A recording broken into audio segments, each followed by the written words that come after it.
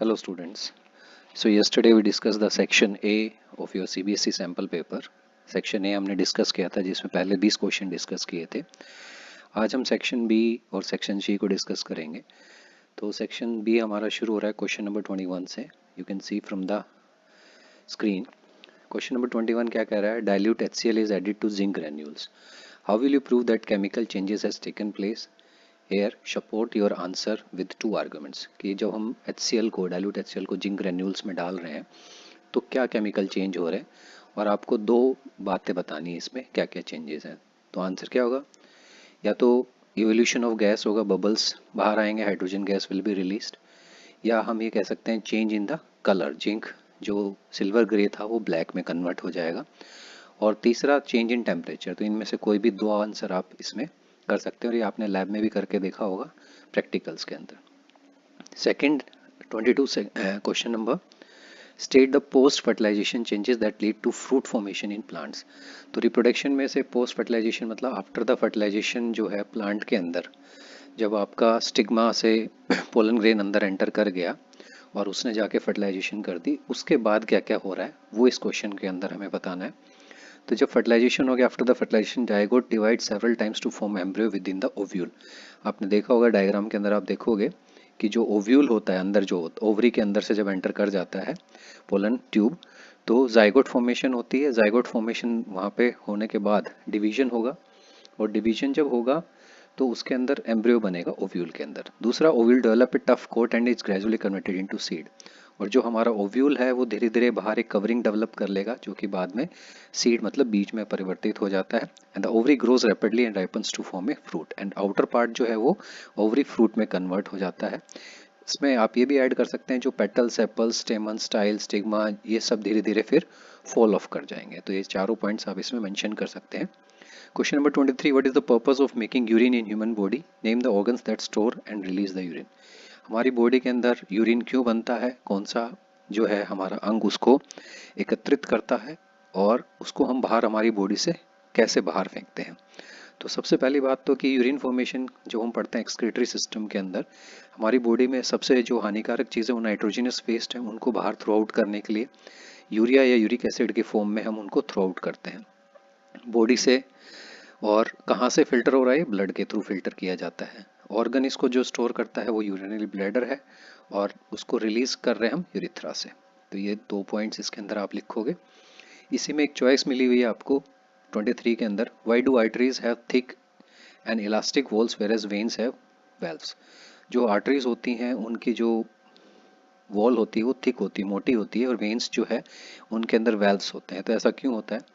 तो सबसे पहली बात, जब हम बात करते हैं सर्कुलेटरी सिस्टम के अंदर, तो arteries they carry pure blood with high pressure. आपने जैसे आपका ब्लड प्रेशर देखा होगा ना 120 mm ऑफ Hg, तो जो 120 mm की जो हम बात कर रहे हैं, जब वो रिलीज हो रहा है तो उसको हाई प्रेशर के अंदर उसको, ताकि आपकी जो आर्टरीज हैं अगर वो थिन वोल्ड होंगी तो वो बर्स्ट हो सकती हैं, उसको प्रोटेक्ट करने के लिए दे आर थिक वोल्ड. और उस प्रेशर को मेंटेन करने के लिए इलास्टिसिटी भी उनके अंदर होनी जरूरी है. वेन्स के अंदर वेल्व्स इसलिए जरूरी हैं क्योंकि वेन्स के अंदर कोई पंपिंग ऑर्गन नहीं है, और पूरा ब्लड जो है आपका हार्ट तक वापस आना है जो डिऑक्सीनेटेड ब्लड है, तो एक डायरेक्शनल फ्लो मेंटेन करने के लिए वेल्व्स उसके अंदर होते हैं ताकि वो एक उसके अंदर फ्लो करता रहे. क्वेश्चन नंबर 24, तीन मीडियम्स के रिफ्रैक्टिव इंडेक्स दे रखे हैं हमें. ए मीडियम का 1.6, बी का 1.8 और सी का 1.5. अगर एक रे ऑफ लाइट है travelling from A to B, another ray of light travelling from B to C, तो यहाँ दो रे ऑफ लाइट, एक ए से बी पर जा रही है और एक बी से सी की तरफ. हमें बताना है which of this two cases the reflected ray bends towards the normal, and which case does the speed of light increase in the second medium, give reason for your answer. तो जब bending of light की बात की जाती है तो जब भी लाइट बेंड करेगी, जब वो रेयर मीडियम से डेंसर मीडियम की तरफ जाती है. तो अगर हम ए और बी का केस देखें, ए और बी में 1.6 ए का रिफ्लेक्टिव इंडेक्स है और बी का 1.8, तो रेयर मीडियम हमारा ए हो गया और बी हमारा डेंसर हो गया. तो जब ए से बी में जाएगी तो बेंड करेगी टुवर्ड्स नॉर्मल. और दूसरा केस क्या है कि in which case does the speed of light increase in the second medium, क्योंकि बी हमारा डेंसर मीडियम है और सी हमारा रेयर मीडियम है. तो डेंसर से रेयर में आएगी तो स्पीड ऑफ लाइट इंक्रीज करेगी, क्योंकि वहाँ पर रिफ्लेक्टिव इंडेक्स बी का ज़्यादा है. तो इसलिए जो है हम कह सकते हैं कि when the light travelling from B to C the speed of light will increase because of the less refractive index of the C in comparison to B। और इसमें आप जो है V is equal to C upon N जो है वो भी बता सकते हैं इसके अंदर। Question number 25, a piece of wire of resistance R is cut into 3 equal parts. These parts are then connected in parallel. If the equivalent resistance of this parallel combination is R1, what is the value of the ratio R1 upon R? तो एक wire था जिसका total resistance R था, उनको हमने 3 equal parts में cut करके उसको पैरेलल में जोड़ दिया। पैरेलल का आपको पता है 1 upon R equals to 1 upon R1 plus 1 upon R2 plus 1 upon R3। तो अगर हम इसमें रेजिस्टेंस की बात करते हैं तो आप देखोगे कि जो रेजिस्टेंस ऑफ ईच पार्ट क्या हो जाएगा, R अपॉन 3 ओम्स हो जाएगा क्योंकि 3 पार्ट्स में हो गया। और 1 अपॉन R1 जब हम करेंगे इसके अंदर तो आप देखोगे इसके अंदर यहाँ पर कि 3 upon R plus 3 upon R plus 3 upon R equals to 1 upon R1 में 9 अपॉन R हो जाएगा and R1 equals to R upon 9। इसको हमने उल्टा कर लिया, 1 अपॉन R1 की जगह R1 करेंगे तो R अपॉन 9 हो जाएगा। तो ratio of R1 upon R निकालेंगे तो हमारा आंसर आएगा 1 अपॉन 9। नेक्स्ट जो है इसके अंदर आप देखोगे कि इसी के साथ चॉइस में है, एक डायग्राम दे रखा है सोलोनॉइड का, refer to the image below and state how the magnetic field pattern indicates region where the magnetic field is stronger outside the magnetic, what happens to the magnetic field when the current in the circuit is reversed. Simple सा question है, diagram को आप देखो ध्यान से। आपका जो है इसमें बताना है कि ज़्यादा मैग्नेटिक फील्ड स्ट्रॉन्ग कहाँ होगी। तो मैग्नेटिक फील्ड स्ट्रॉन्ग कहाँ होती है, जहाँ पे जो मैग्नेटिक लाइन्स हैं वो बहुत ज़्यादा क्लोज होती हैं, और ये क्लोज कहाँ पर है, मैक्सिमम नियर द पोल्स। तो ये जो है इसका आंसर हो जाएगा। सेकंड पार्ट में कह रहा है कि अगर हम इसकी डायरेक्शन को चेंज करते हैं, जो पॉजिटिव टर्मिनल है उसको नेगेटिव बना दें, नेगेटिव को पॉजिटिव, तो उससे क्या होगा, the direction of magnetic field will also reverse, क्योंकि इसके नॉर्थ और साउथ पोल चेंज हो जाएंगे। Next is question number 26। Interesting question है और इन्वायरमेंट से, फूड चेन के अंदर से। Study the food chain given below and answer the questions. अब यहाँ पे हमारे को 5 स्टेप फूड चेन दी गई है। Leaf eaten by caterpillar, then chameleon, snake and mongoose। तो यहाँ पे if the amount of energy available at the third trophic level, मतलब कैमलियन के ऊपर हमारे पास 100 जूल है, then how much energy will be available at the producer level, leaf के पास कितनी एनर्जी होगी। इन जनरल पहले पूछा जाता था आगे की तरफ, इस बार इसमें सैम्पल पेपर में ही दे रखा है कि पीछे पूछ रहे हैं। दैट मीन्स हमें 10% लो को रिवर्स करना है यहाँ पे।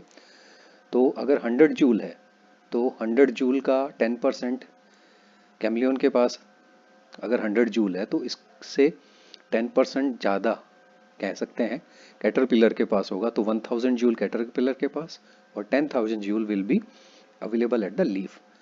Now is it possible to have 2 more trophic levels in this food chain. अगर हम इसको 7 स्टेप बनाना चाहें या 4th ट्रॉपिक लेवल के जस्ट पहले, तो नहीं होगा, क्योंकि पहले ही जो एनर्जी 10% लो के हिसाब से रिड्यूस होती आ रही है।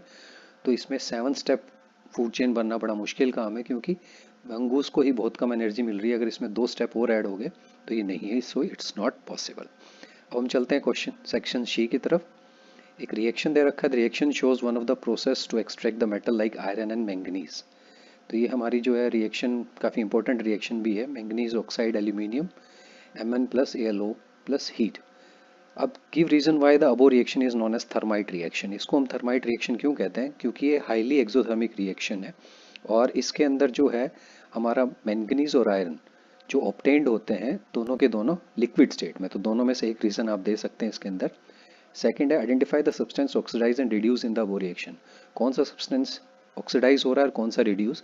तो प्रोडक्ट साइड में आप देख सकते हो एल्यूमिनियम के साथ ऑक्सीजन जुड़ गया, तो ऑक्सीडाइज कौन हुआ हमारा, aluminium.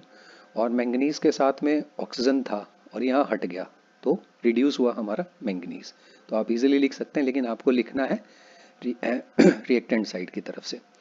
Next is give a reason why aluminium is preferably use in the thermite reaction. अब क्वेश्चन है कि भाई एल्यूमिनियम को ही हम थर्माइट रिएक्शन में क्यों यूज़ करते हैं। आपने वो जो आयरन के साथ में भी देखा होगा कि भाई हम इसमें आयरन प्लेट्स जो होती हैं हमारी, या जहाँ पर रेलवे ट्रैक्स होती हैं उनमें क्रैक आ जाता है, तो वहाँ पे आयरन के साथ एल्यूमिनियम को यूज़ करके उनको गैप्स को फिल किया जाता है। तो उसका रीज़न ये है कि आयरन इज़ मोर रिएक्टिव, और इसलिए जो है आयरन को हम यूज़ कर रहे हैं इसमें, एल्यूमिनियम को यूज़ कर रहे हैं instead of other it is more reactive than iron and manganese. Question number 28 क्या कह रहा है, एक एलिमेंट M है जिसकी इलेक्ट्रॉनिक कॉन्फ़िगरेशन 283 है, दैट मीन्स 13 एटॉमिक नंबर है, उसको हम रिएक्ट करवाते हैं क्लोरीन और सल्फेट के साथ में एनायंस, तो उनका केमिकल फॉर्मूला क्या होगा। आउटर मोस्ट शेल में 3 है, तो ये एल्यूमिनियम को ध्यान में रख के आप इसको कर सकते हो। क्लोरीन के साथ में क्योंकि 3 है तो क्लोरीन का जो है एनायन स्टेट में 1 होता है -1, तो MCl3 बन जाएगा, और यहाँ पे -2 है तो क्रॉस करेंगे तो M2SO4 होल थ्राइस हो जाएगा। दूसरा, write the chemical formula the compound form, ये हमने लिखकर बता दिया। Predict with suitable reason the nature of the form. अब क्योंकि यहाँ पे जो है आयनिक बॉन्ड फॉर्म होगा, तीनों जो है आयंस रिलीज हो रहे हैं, तो it can acquire stable electronic configuration of neon that is 2-8 by using the 3 valence electron, M3 cation बन जाएगा। और how will the electrical conductivity of the compound form vary with respect to M। Electrical conductivity की बात करें तो क्योंकि ये ions में कन्वर्ट हो रहा है तो इलेक्ट्रिसिटी को कंडक्ट करेगा लिक्विड और मोल्टन स्टेट में, बट सॉलिड स्टेट में नहीं करेगा। तो ये इसमें हमें ध्यान में रखना है। इसी में आपको चॉइस मिली हुई है कि एक रेडिश ब्राउन मेटल है X, उसको अगर मैंने हीट किया इन एयर तो वो ब्लैक कंपाउंड दे रहा है Y, which when heated in presence of H gives you the X back. तो X जो है उसको रिफाइन करते हैं हम इलेक्ट्रोलाइसिस से, तो X को यूज़ भी किया जाता है इलेक्ट्रिकल वायरिंग से। तो X और Y को आइडेंटिफाई करना और डायग्राम बनाना है। तो X कॉपर है हमारा, उसको जब मैं एयर में हीट कर रहा हूँ तो कॉपर ऑक्साइड बनता है विच इज़ ब्लैक, तो Y हमारा ब्लैक हो गया। डायग्राम दिखा रखा है जिसमें कैथोड प्योर कॉपर और एनोड के ऊपर इम्प्योर कॉपर लिया जा रहा है, और जब हम इलेक्ट्रिक करंट पास करते हैं तो एनोड से कॉपर ब्रेक होके सॉल्यूशन में जाएगा टैंक के अंदर। नीचे आप देखोगे एनोड मड जो है इम्प्योरिटीज़ हैं, और प्योर कॉपर आपका कैथोड के अंदर जो इलेक्ट्रोड है उसका साइज बढ़ता चला जाएगा। Next is question number 29। We are advise to take iodized salt in our body by doctors, justify its importance in our body. Iodine का आपको पता है essential for the synthesis of thyroxine ion, thyroid gland के अंदर thyroxine का regulate करता है। Thyroxine जो मेटाबॉलिज्म में हेल्प करता है, कार्बोहाइड्रेट, प्रोटीन, फैट, इन सब की डाइजेशन में हेल्प करता है, और एक हमारी बॉडी का जो बैलेंस है उसको भी मेंटेन करने में हेल्प करता है। What is the probability of a girl और a boy being born in a family, justify your answer. तो ये क्वेश्चन मैक्सिमम टाइम एग्जाम में आता है। 50% चांस होते हैं गर्ल और बॉय के बोर्न होने के। उसका रीज़न आपने इसमें इतना बड़ा लिखा हुआ है, उसकी जगह आप वो क्रॉस करके भी दिखा सकते हैं, male XY and female XX, और उनको क्रॉस करेंगे तो चांसेस हैं कि XX एंड XY मिलेगा। तो ये बहुत आसानी से डायग्राम बना के आप इसको कर सकते हैं। Question number 31, explain why the refractive index of any material with respect to air is always greater than 1। कि कब हमेशा जो है रिफ्रैक्टिव इंडेक्स किसी भी मटेरियल का एयर के कंपैरिजन में किया जाए तो 1 से ज़्यादा क्यों होता है। उसका रीज़न क्या है कि जो फॉर्मूला होता है refractive index of a medium with respect to air जो हम निकालते हैं, तो speed of light in air upon speed of light in medium होता है। अब speed of light is medium जो है हमेशा एयर के कंपैरिजन में कम होगी। उसमें हम ये भी कह सकते हैं कि डेंसिटी एयर से इन सब की ज़्यादा होती है, तो इस वजह से जो रेशियो है वो हमेशा 1 से ज़्यादा आता है। एक फिगर दे रखा है हमें जिसमें एक ray of light is entering in a plastic block. Now this semi circular plastic block give reason why the ray does not deviate. इस सेमी सर्कुलर बाउंड्री में आप देखोगे कि यहाँ पे डिविएशन नहीं शो किया गया है, सीधी जाके वो अदर एंड पे जा रही है। तो इसका पीछे रीज़न क्या है कि नॉर्मल इंसिडेंस है। नॉर्मल इंसिडेंस का मतलब it is entering at 90 degree, इस वजह से कोई डिविएशन नहीं है। और इसको जब मैं आगे बनाऊंगा तो क्योंकि हमारा प्लास्टिक ब्लॉक इज डेंसर और बाहर रेडियल मीडियम है, तो light will go away from the normal. तो इसको हम इस तरह से कंप्लीट कर सकते हैं रे डायग्राम को। Question number 32, state the laws that explain the heating effect of current with respect to the measurable property in an electrical circuit. तो जूल्स लॉ है सीधा सीधा H=I²RT आप लिख सकते हो, या इसको एक्सप्लेन कर सकते हो कि स्क्वायर ऑफ करंट जो है फ्लोइंग थ्रू उसके बराबर होता है रेजिस्टेंस ऑफ द कंडक्टर के या ड्यूरेशन ऑफ करंट के। फैक्टर्स किन किन पे रिस्पॉन्सिबल करता है रेजिस्टेंस ऑफ ए कंडक्टर। तो लेंथ ऑफ द कंडक्टर आपको पता है, area of cross section, nature of material, temperature. तो कोई भी 2 इसमें से लिख सकते हो आप 4 में से पूरे मार्क्स लेने के लिए। तो question number 33, Ananya responded to the question, why do electrical appliances with mechanical bodies are connected to the mains through a 3-pin plug whereas an electrical bulb can be connected with 2-pin plug। तो जो उसने answer लिखा है उससे पूछा गया था कि जो इलेक्ट्रिकल अप्लायंस जिनकी मेटेलिक बॉडी होती है उसमें 3 पिन प्लग होता है और इलेक्ट्रिकल बल्ब वगैरह जो है 2 पिन प्लग होते हैं। तो उसका आंसर लिखा उसने कि जो 3 pin connection reduce heating of connecting wires, is her answer correct और इनकरेक्ट। उसने कहा कि जो 3 पिन प्लग होते हैं उससे जो है हीटिंग ऑफ रिड्यूस हो जाती है। What is the function of fuse in domestic. तो 3 पिन का एक्चुअल में रोल क्या होता है कि 3 पिन के अंदर एक अर्थिंग वायर होती है। जो बड़ी हैवी अप्लायंसेस होते हैं उनकी बॉडी में करंट ना आ जाए, इलेक्ट्रिक शॉक ना लगे, इसलिए जो है थर्ड वायर दिया जाता है which is known as earth wire. So the electric appliance with metal body is an earth wire which provide a low resistance conducting part to flow of current in case there is an accidental leak through the conducting body। तो उसका answer गलत था। और what is fuse का क्या है, electric fuse is a safety device that operates to provide protection against the overflow of current in an electric circuit। An important component of electric fuel is metal wire or strip that melts when excess of current flow through it। तो fuse की सीधी सीधी definition क्या है कि जिसका melting point लो होगा और जब उसमें से हाई करंट फ्लो करेगा तो मेल्ट हो जाएगी और फ्लो को रोक देगी। तो ये हमने सेक्शन बी और सी आज डिस्कस किया। नेक्स्ट वीडियो में डी और ई सेक्शन डिस्कस करेंगे। इनको मैंने आंसर्स इसीलिए अरेंज किए हैं कि साथ साथ रिवाइज करते रहोगे। Hope you understand it well. Thanks for watching.